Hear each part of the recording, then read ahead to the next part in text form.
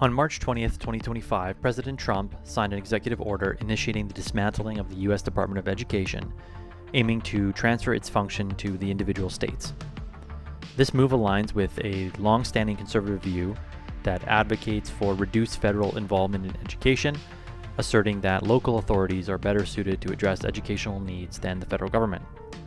Critics argue that the department has promoted a left-leaning agenda and that its policies have not yielded satisfactory academic outcomes, particularly in areas like mathematics and reading. The history of the Department of Education is relatively short. It was established in 1980 and serves as the federal entity overseeing national education policy and programs. It has many responsibilities, but primarily it administers the federal financial aid program, which I've discussed more in detail on this channel. I would recommend you watch that video because it goes into significant detail about the history of the student loan program in the United States. And the Department of Education has, for a relatively short period of time, administered approximately $1.7 trillion in student loan debt for over 40 million borrowers. This was not the case in the past, and it was done primarily through private lenders.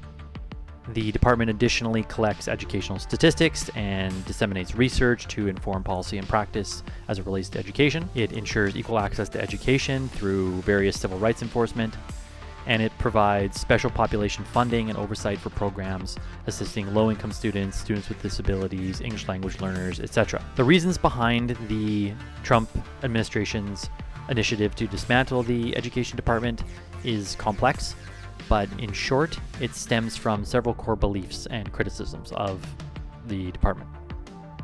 Trump and his supporters argue that education policy should be primarily managed by state and local authorities, and they claim that these entities are better positioned to address the unique needs of their communities. They contend that federal oversight has led to a one-size-fits-all approach that does not serve all students effectively. Trump and his administration, but Republicans broadly speaking, point to substantial federal investment in education that has not corresponded to significant improvements in student performance. Indeed, they highlight stagnant or declining standardized test scores as evidence that the department has not effectively utilized its resources to enhance educational outcomes. Lastly, there is a belief among some conservatives at least, that the department has promoted curricula and policies that align with progressive ideology, such as critical race theory, and that certain diversity, equity, and inclusion initiatives, DEI, predominate the department and policy.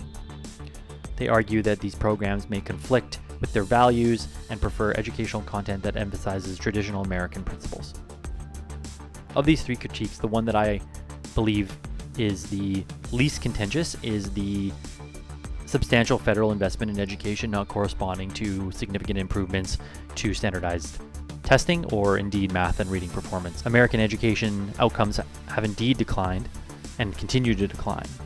Thus, this is the one criticism that is quite clear to me.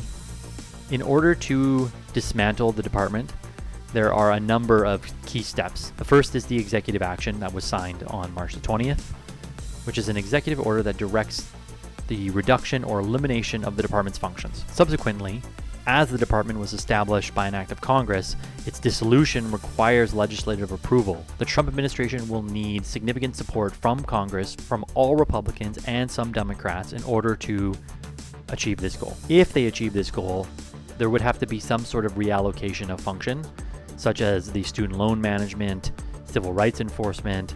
These would have to be assigned to other agencies or discontinued but transferred in some capacity. In terms of the student loan program, which is certainly one of the largest and most significant changes, the potential closure of the education department raises significant concerns regarding the administration of the federal student loan program.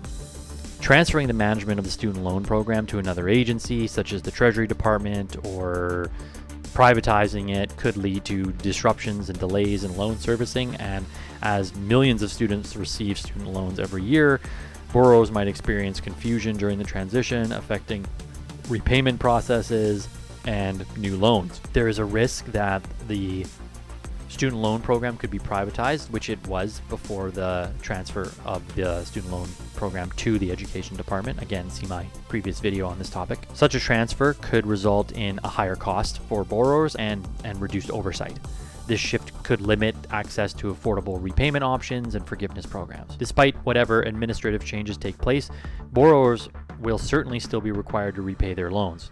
However, the transition may introduce confusion regarding repayment terms and servicing, and it is unclear how this would unfold. As I've said, dismantling the Education Department requires congressional approval, so the process of relocating its functions presents a significant logistical challenge, and transferring the responsibilities could lead to a significant disruption.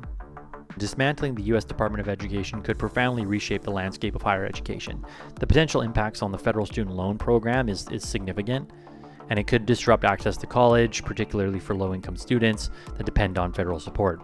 The loss of centralized oversight could lead to inconsistencies, which raises questions about the future of accessibility to higher education. As debates over federal involvement in education policy continue, careful consideration must be given to affordability, institutional accountability, as well as the long-term health and outcomes of the system and its students. I expect this to be a long and complicated saga, as we are just at the beginning of it with the initial Trump executive order. Stay tuned to Humanitas Academia, as I will be covering this more in the future, and thank you for listening.